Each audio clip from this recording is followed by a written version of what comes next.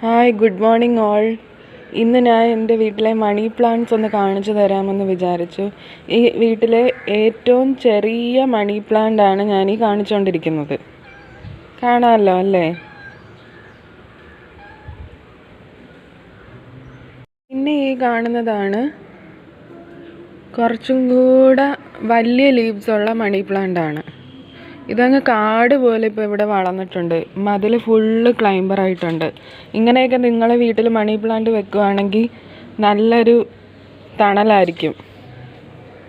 അടുത്ത മണി പ്ലാന്റാണ് ഈ മണി പ്ലാന്റ്.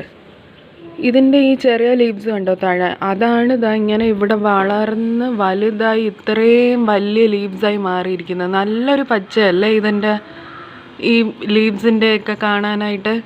ഇത്രയും വലുതായിട്ടുണ്ട്. നോക്കിയേ എന്ത് വലുതാണ്. നേരത്തെ കണ്ട വലിയ മണി പ്ലാന്റിൻ്റെ ചെറിയ സൈസാണ് ഈ അടുത്തതായി കാണുന്നത്. കണ്ടില്ലേ?